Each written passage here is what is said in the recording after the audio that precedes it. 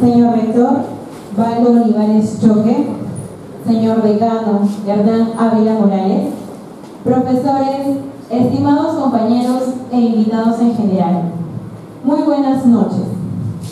Vamos a dar inicio a esta conferencia sobre presupuesto público.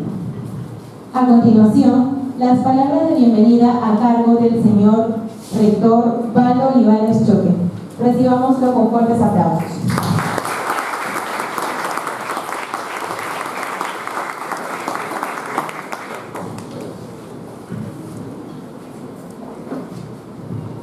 Buenas noches, señor decano, doctor Ávila, señores docentes, y especialmente señores estudiantes. Para un rector, hacer este tipo de actividades es un acto de mucha satisfacción, porque habitualmente no nos hacen este tipo de invitaciones. Hoy día hemos llegado a la facultad por otras actividades, pero qué bien que me dan la oportunidad de poder presentar a dos profesionales que trabajan con hechos reales. Los profesores habitualmente trabajamos con los libros y estudiamos historias que quizás han sido importantes para otros, que para nosotros mismos pueden tener menor importancia, pero ellos les van a indicar a ustedes las cosas, cómo se hacen realmente.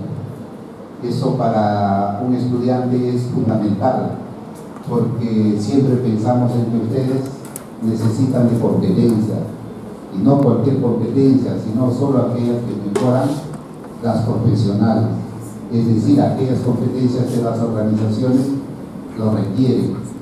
En nuestro tiempo ya no nos pagan por cosa física, nos pagan por tener competencias, es decir, por resolver problemas de las organizaciones, y aprender algo sobre el presupuesto y hacerlo especialmente de dos profesionales que trabajan efectivamente en el campo es tanto mejor, ¿cierto? Por lo tanto, yo les pido que ustedes me escuchen con mucha atención, pero sobre todo pregunten, háganle muchas preguntas para que ellos les puedan transmitir todo lo que saben y ustedes puedan mejorar sus competencias. Piensen en eso, ¿no? Las competencias son aprendizaje, pero son aprendizajes que se aplican en la vida. Y lo que los profesionales nos van a indicar es justamente eso, que ellas tienen las competencias para hacer lo que están haciendo. Y me voy a referir en primer lugar a la doctora Jessica Raquel Castillo, que va a desarrollar el tema de normatividad del Sistema Nacional de Presupuesto Público, y a la licenciada en Administración María Elena Estrada, que va a desarrollar el tema Sistema Nacional de Presupuesto Público. Al final, estoy seguro que ustedes habrán aprendido algo más y sobre todo habrán confirmado algunas competencias y otras habrán internalizado unas nuevas. Dicho esto, dejo con ustedes a la licenciada, a la doctora Jessica Raquel Castillo. Muchas gracias. Recibamos a la doctora Jessica Castillo con fuertes y cordiales aplausos.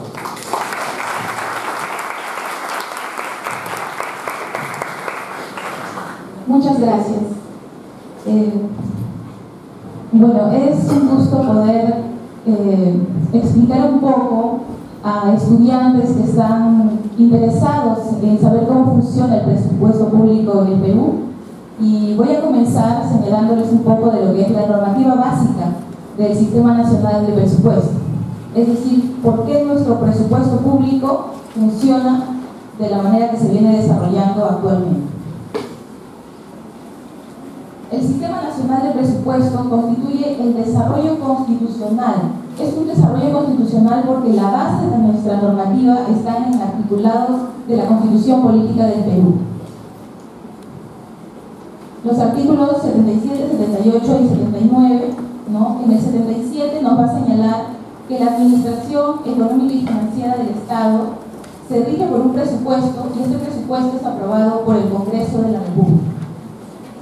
Tiene una estructura, y esa estructura está dividida en lo que es gobierno central, o lo que llamamos las entidades del gobierno nacional, y las instancias descentralizadas, o lo que llamamos a los gobiernos regionales. En el artículo 78 nos va a señalar el plazo de entrega por parte del Poder Ejecutivo del proyecto de ley de presupuesto. Es decir, como ustedes sabrán, existen poderes en el Estado y es el Poder Ejecutivo quien va a elaborar ese proyecto de ley y tiene como plazo el 30 de agosto de cada año para remitir ese proyecto de ley al Congreso de la República. Y es este Congreso el que va a aprobarlo.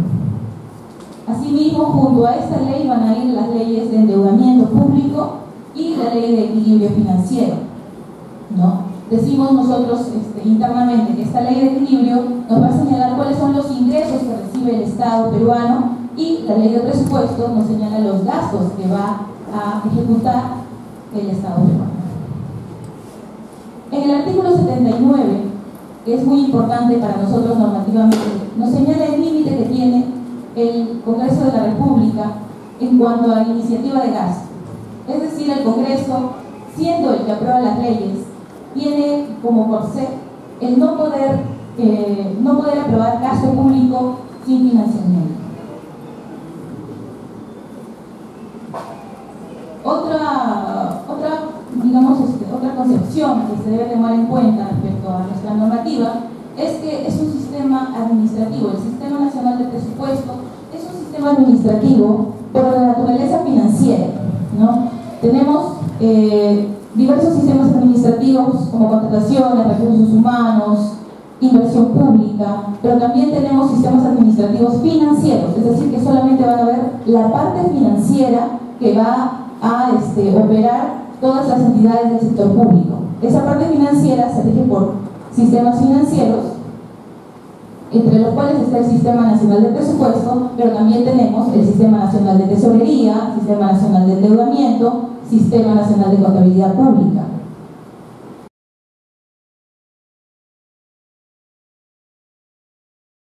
Necesitamos al Sistema Nacional de Inversión Pública, con el objeto de ver si el proyecto o la idea que se tiene para poder construir ese colegio es viable o no.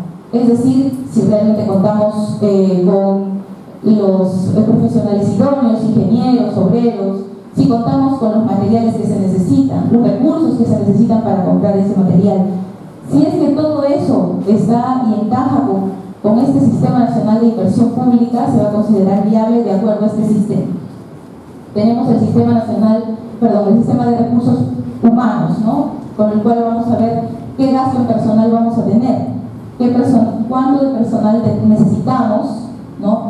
Para poder no solo realizar la obra, sino luego hacer que ese colegio funcione, ¿no? Profesores, personal administrativo, etcétera, ¿no? El Sistema Nacional de Contrataciones, que nos va a pedir para poder contratar previamente que tengamos una certificación de gasto, que presupuestalmente implica que la entidad que va a llevar a cabo la creación de este colegio, la construcción de este colegio, demuestre que en su presupuesto cuenta con ese recurso para poder construir el colegio.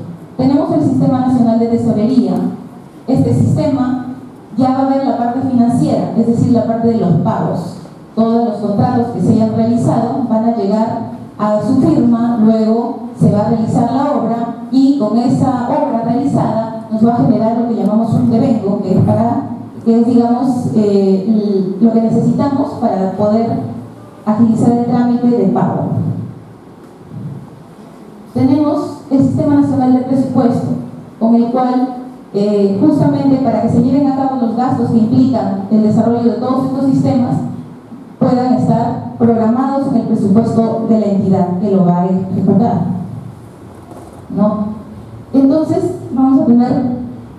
con eso podemos ver que existen diversos sistemas que van a actuar simultáneamente, ¿no? Sin intervenir el uno con el otro.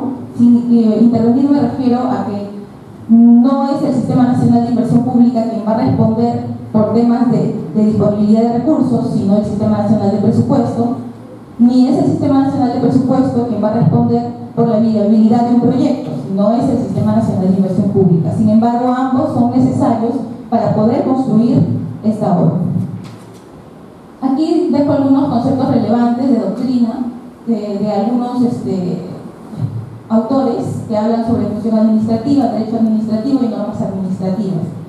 para que ustedes puedan ver que estas prácticas administrativas del Estado tienen siempre responden a necesidades sociales, ¿no? Tienen que estar organizadas, eso es el derecho administrativo, y además son distintas a las normas de derecho privado, ¿no? Porque en el derecho privado vamos a tener que lo que no está prohibido está permitido, con lo cual la entidad podría realizar cualquier cosa que la norma no le prohíba, pero eso no es lo que se aplica en el sector público.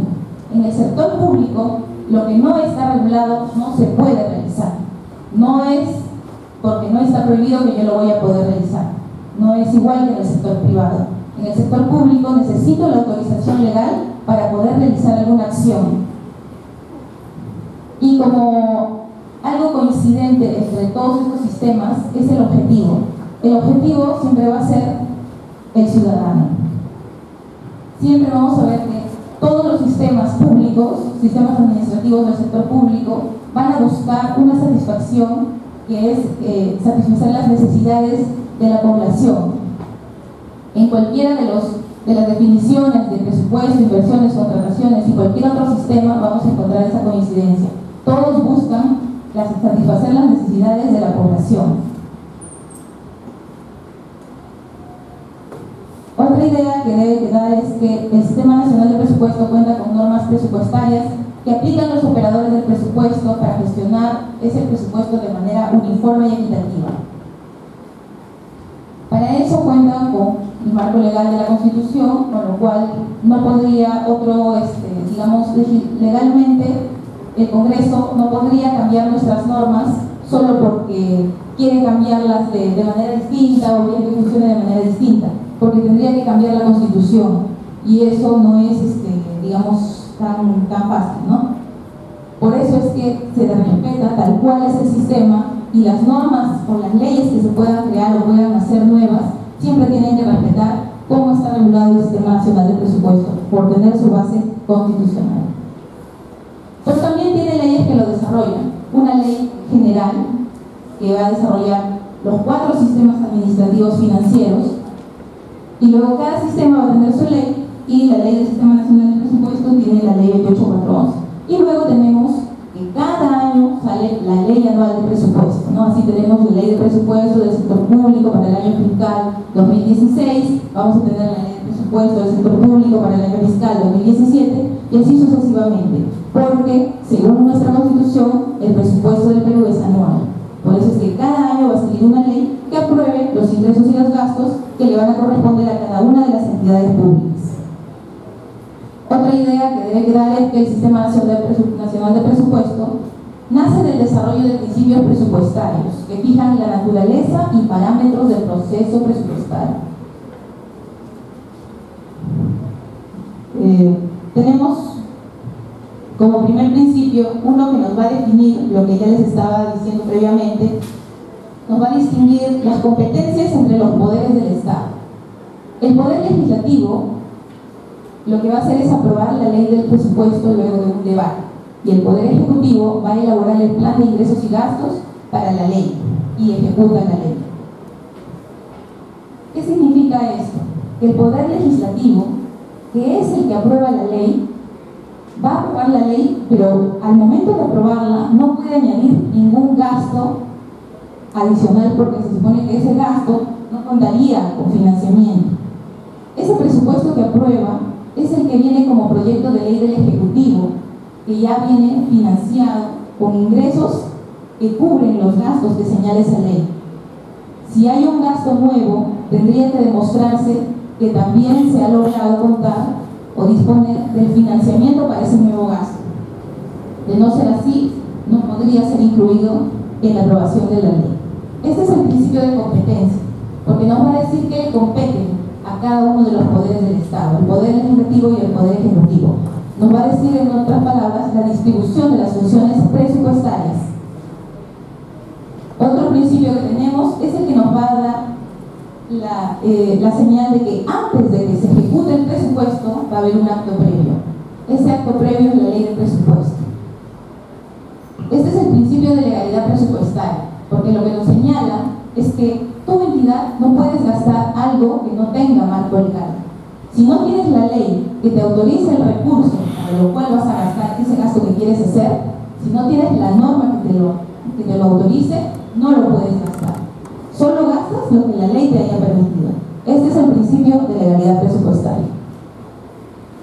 Otro principio que tenemos y que es bien difícil cumplir es el que nos va a señalar que los ingresos tienen que ser igual a los gastos, o viceversa, no los gastos igual a los ingresos. Tiene que haber una equivalencia entre ambos. Este es el principio que, si estuviera trabajando en presupuesto público, vería que es el más sonado, el más repetido, el más recalcado. Pese a ser tan simple, tan sencillo como se ve, este principio es difícil cumplir porque las necesidades de las entidades a veces exceden los ingresos que tienen, pero hay que tratar de redistribuir los recursos que tienen para poder atender estos nuevos gastos que de repente son muy necesarios. ¿Por qué? Porque no podemos, tener un desequilibrio presupuestario, lo que llamamos, ¿no? Siempre el presupuesto tiene que estar equilibrado. Entonces, según este principio, ¿se podrían aprobar autorizaciones de gastos sin financiamiento? No, ¿verdad? No puede existir un gasto sin financiamiento. Tenemos otro principio que nos va a decir dos concepciones a la vez. Una, que es que el presupuesto comprende que ese presupuesto es una pluralidad de presupuestos institucionales. Tenemos la ley de presupuesto. Esta ley tiene un anexo. En el anexo tiene la lista de entidades públicas y los montos que cada entidad va a recibir para que gaste durante el año fiscal.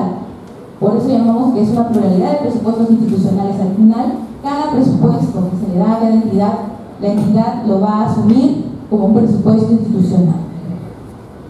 Y también este principio a la vez nos va a decir que el presupuesto también es una totalidad de ingresos y gastos.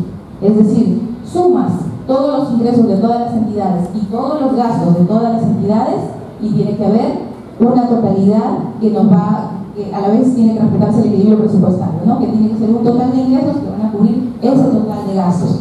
Es decir, no solamente es importante ver que, por ejemplo, el Ministerio de Educación, el Ministerio de Cultura, el Ministerio de Salud reciben los montos que reciben y son una pluralidad de presupuestos institucionales, sino también hay que ver que si sumamos los ingresos de estos tres y sumamos los gastos de estos tres, tienen que ser equivalentes. Porque si yo le quito recursos al Ministerio de Salud, por ejemplo, para dárselos al Ministerio de Educación, ¿no? Voy a tener, si yo, mejor dicho, le quiero incrementar el presupuesto del Ministerio de Educación, voy a tener que quitarle a una de las entidades. Eso es lo que significa este principio.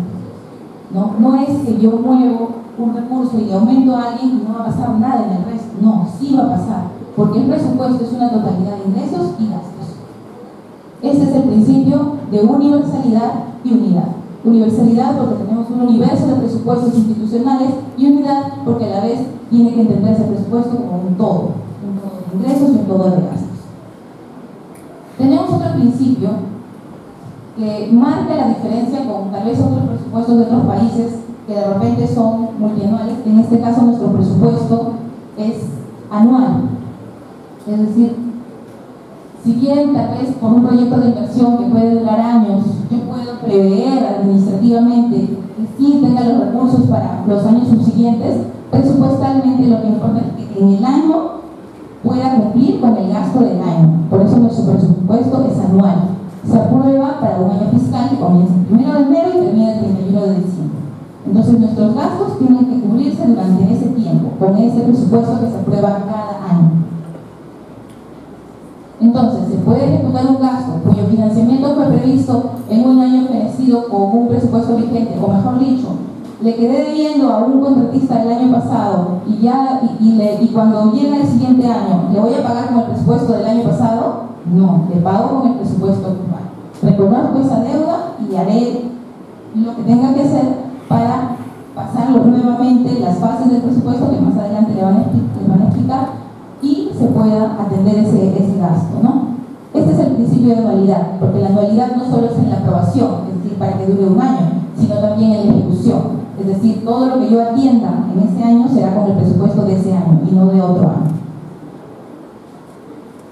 Otro principio que tenemos, es muy importante, es el de la priorización de gastos, ¿no? Este principio, que se llama principio de programación, se llama así porque como en las fases hay una etapa que les van a explicar, que es la de programación, va a darse más que nada en esta etapa lo que es la priorización de gastos. Es decir, si tú eres un funcionario del Ministerio de Educación y necesitas priorizar un gasto, de repente, no sé, más colegios en una zona rural, ¿no?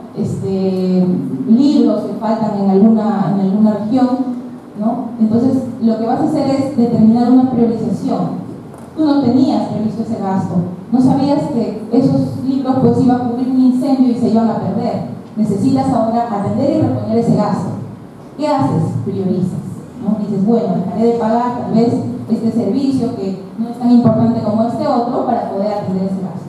Este es el principio de programación, se le llama así, pero es porque en realidad es en este tiempo en que el titular va a poder ejercer su facultad exclusiva de priorizar. Ellos priorizan.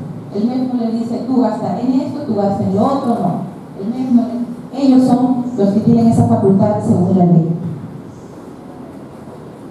El presupuesto no se asigna por personas o conceptos individualizados de gasto. Esto también es otro principio muy importante.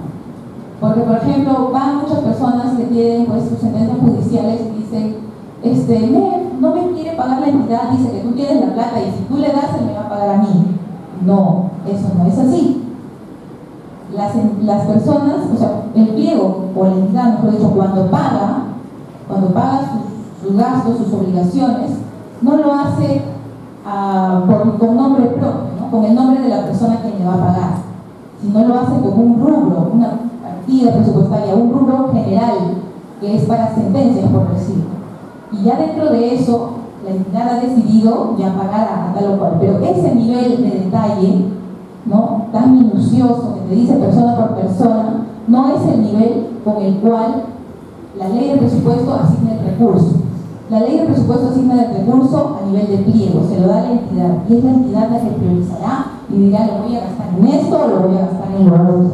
O inicié mi presupuesto de esta manera, pero lo voy a modificar y lo voy a redistribuir y ahora voy a priorizar y voy a pagar otra cosa. Es el pliego que decide, y por eso es que el presupuesto, al momento que se da a la entidad, no se le da con nombre exacto, propio, individualizado de cada una de las personas a quien se les puede pagar. Este es el principio de no afectación predeterminada. ¿Por qué? Porque no vamos predeterminadamente a decir a quién le vas a pagar, ¿no? ¿Qué vas a afectar? No. Eso es una decisión de la entidad. Entonces, ¿de quién depende la atención del pago de una persona, por ejemplo, por pensiones o la atención de alguna obligación contractual? Depende de la entidad que recibe el presupuesto. Tenemos otro principio presupuestario que nos va a decir qué representa el presupuesto. Representa un crédito presupuestario. No, muchos me dicen, bueno, ya yo tengo este presupuesto, entonces tengo la plata, ya tengo el dinero, lo puedo gastar. El presupuesto es lo mismo que ustedes, que sus madres de repente cuando han ido al mercado y dicen, voy a hacer mi presupuesto, a ver cuánto me ha dado, cuánto tengo de ingresos.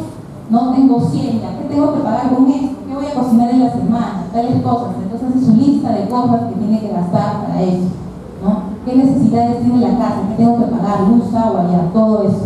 Para eso arma un presupuesto, es decir, una previsión de ingresos de lo que sabe que va a recibir al mes por su trabajo, ¿no? Y una previsión de gastos. Ya, ¿qué tengo que gastar?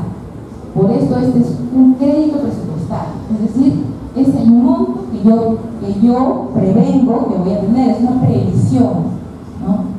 Y a la vez esa previsión va a ser también el límite de gasto autorizado legalmente. Es decir, la ley me ha dicho cuál es mi tope, qué cosa tengo, hasta cuánto puedo gastar. Igual cuando una persona va a gastar, dice ya, hasta cuánto puedo gastar, ¿no? ¿Cuál es mi límite de gasto? Eso es el crédito presupuestario. No tengo todavía la plata, pero tengo la previsión. Sé que voy a recibir eso. Eso es un crédito presupuestario y eso es el presupuesto. Esto es el principio de especialidad cuantitativa, porque me va a decir cuánto es lo que significa el monto presupuestario, el crédito presupuestario. Otro principio similar al anterior, ¿no? Pero que en este caso me va a decir que este monto de crédito presupuestario lo que va a representar esta vez es una finalidad para la cual fue aprobada. Es decir, la ley me dijo que yo este recurso lo destine a tal obra, y a esa obra la voy a tener que gastar. No la puedo usar en otra cosa, porque la finalidad para la cual me autorizaron ese monto de crédito presupuestario fue para esa obra, y solo esa obra voy a poder desarrollar. Eso cuando está así en la ley o en alguna norma con rango de ley que haya destinado ese recurso para alguna obra, ¿no? Por ejemplo. Entonces, con este principio lo que me va a hablar es el destino del crédito presupuestario. ¿Para qué es ese crédito? ¿Para qué me lo autorizaron? Este principio es el principio de especialidad, ya no cuantitativa, porque ya no es que voy a ver que me representa un límite máximo de gasto, sino cualitativa, porque me va a representar una finalidad. Y muchas veces esta finalidad es una finalidad social, como la salud pública, la educación, ¿no? Otro principio que rige nuestro presupuesto público es el que nos dice que todo gasto que tenga como entidad lo tengo que registrar, ¿no? Es muy importante esto, ¿no? Porque al final no podemos hacer nada si los gastos no han sido registrados, si los ingresos y los gastos no han sido registrados.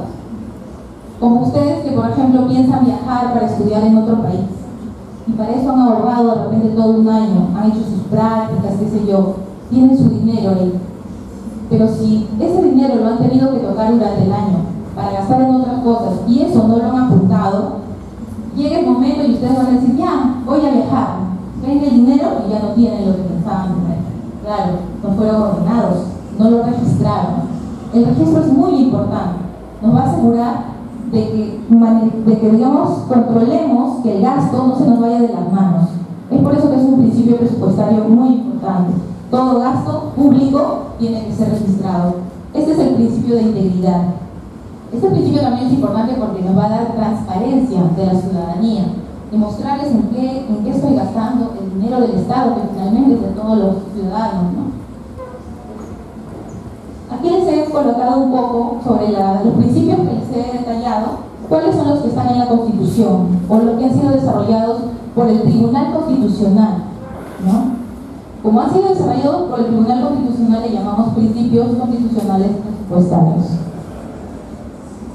Otra idea que tenemos que tomar en cuenta es que el Sistema Nacional de Presupuesto es aplicado por sus integrantes y estos integrantes van a liderar en sus diversos ámbitos, en sus diversas áreas, este sistema. Pero todos tienen que trabajar en equipo, todos tienen que coordinar, ¿no? En una entidad tú tienes un área que te va a ver las necesidades, la oficina de administración.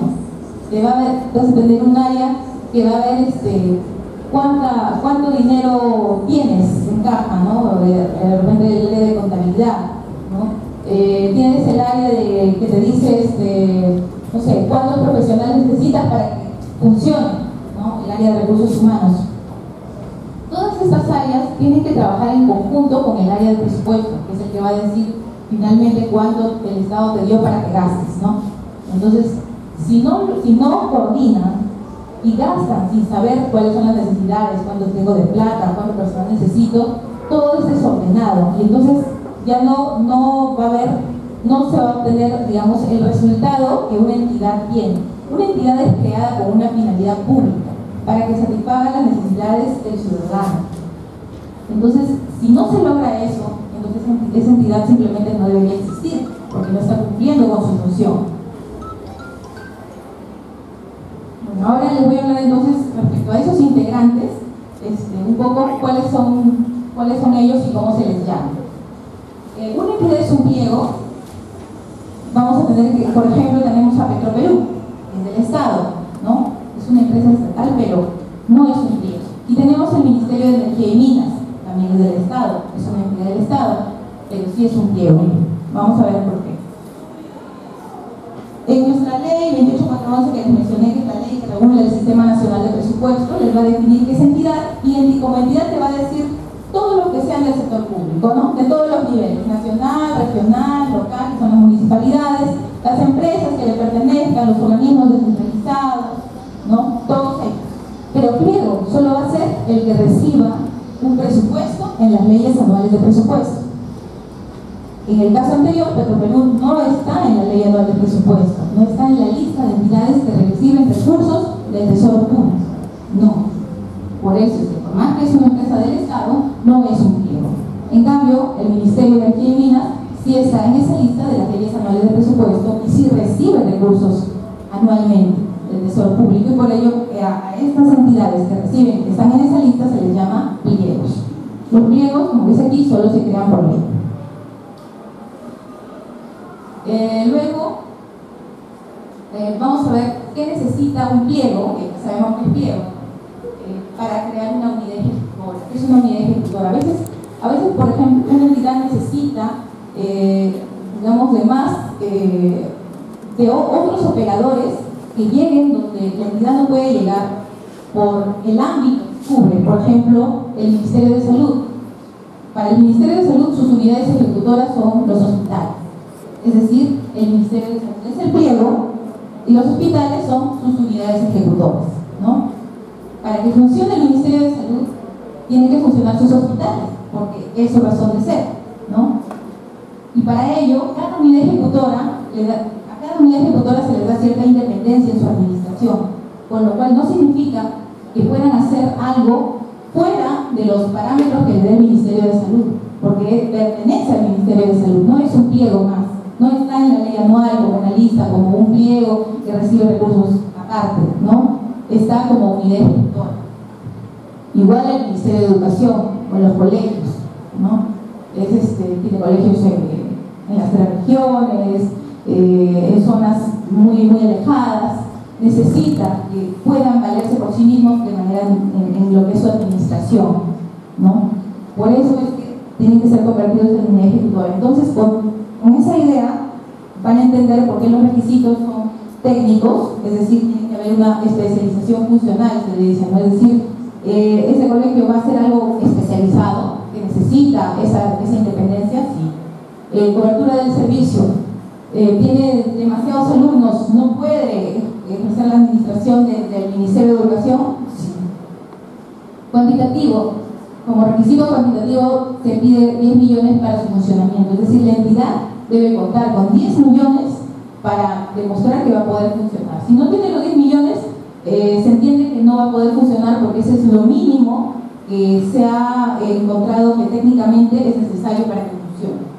Y tiene requisitos logísticos también, ¿no? Que es, ¿no? Los recursos humanos tienen que demostrar que, bueno, tiene el personal que va a funcionar ahí, porque ¿de qué sirve que le dé toda la administración y no tiene el personal idóneo que va a desarrollar esa administración independiente, ¿no? Recursos materiales y, en fin, todo lo que necesite para su administración. Entonces acá les he puesto un poco lo que dice el artículo específicamente sobre unidades ejecutoras, pero básicamente es lo que ya les expliqué. Otro integrante muy importante es el titular del pliego.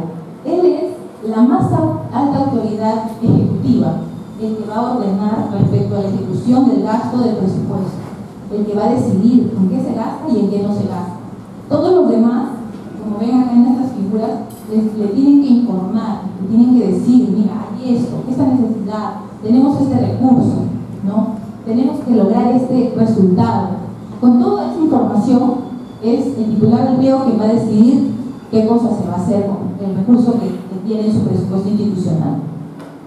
También por ello es el responsable de la gestión presupuestaria, ¿no? Él va a ser el responsable de todo lo que se haya realizado con los recursos que se le entregaron, ¿no? Lo que no significa que no tenga responsabilidad solidaria de índole administrativo con cualquier otro personal que haya intervenido, pero a nivel presupuestario el responsable de esa gestión es el titular del pliego. También, como ya les había mencionado antes, tiene la facultad exclusiva de priorizar sus gastos. Él va a decidir en qué se gasta, en qué no se gasta, por qué. Y se supone que tiene todo un respaldo legal con su oficina de asesoría jurídica, todo un respaldo logístico con su oficina de administración y con su oficina de presupuesto respecto a cuánto puede gastar, ¿no?